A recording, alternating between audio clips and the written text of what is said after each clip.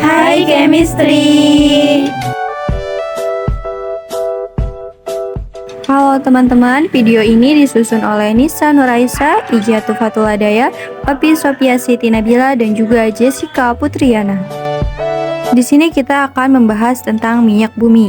Apa itu minyak bumi? Minyak bumi adalah minyak mentah atau crude oil berwujud cairan kental berwarna hitam yang belum dapat dimanfaatkan. Kemudian agar dapat dimanfaatkan, minyak bumi harus mengalami proses pengolahan terlebih dahulu. Minyak bumi terbentuk dari pelapukan berbagai macam sisa-sisa organisme seperti tumbuhan, hewan, dan juga jasad renik yang sudah tertimbun dalam dasar lautan selama jutaan tahun.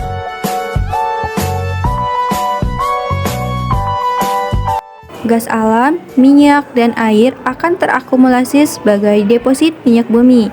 Pada rongga bagian atas ada gas alam, sedangkan cairan minyak mengambang di atas deposit air.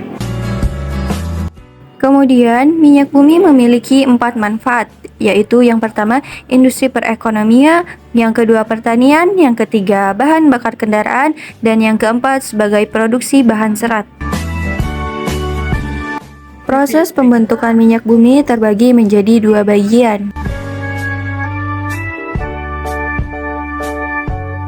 Pengolahan minyak bumi tahap pertama dilakukan dengan distilasi bertingkat, yaitu proses distilasi berulang-ulang, sehingga didapatkan berbagai macam hasil berdasarkan perbedaan titik didihnya. Fraksi pertama menghasilkan gas yang pada akhirnya dicairkan kembali dan dikenal dengan nama LPG.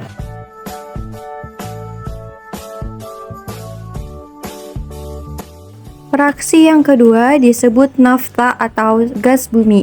Nafta tidak dapat langsung digunakan, tetapi diolah lebih lanjut pada tahap kedua menjadi bensin atau premium atau bahan petrokimia yang lain.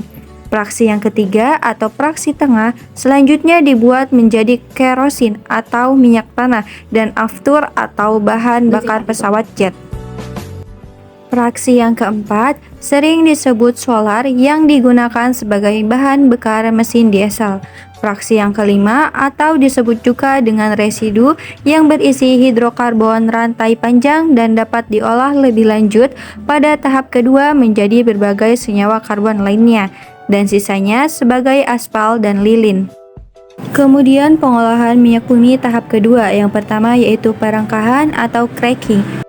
Pada proses perengkahan dilakukan perubahan struktur kimia senyawa-senyawa hidrokarbon yang meliputi pemecahan rantai, alkilasi atau pembentukan alkil, polimerisasi atau penggabungan rantai karbon, reformasi atau perubahan struktur, dan isomerisasi atau perubahan isomer.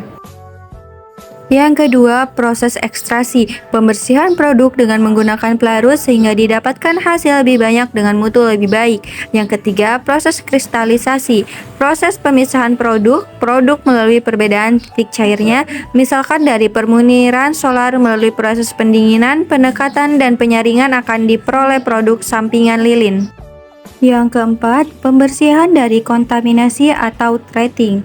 Pada proses pengolahan tahap pertama dan tahap kedua, sering terjadi kontaminasi atau pengotoran.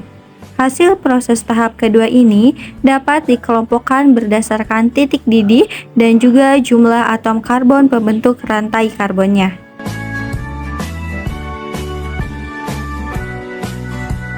Terima kasih.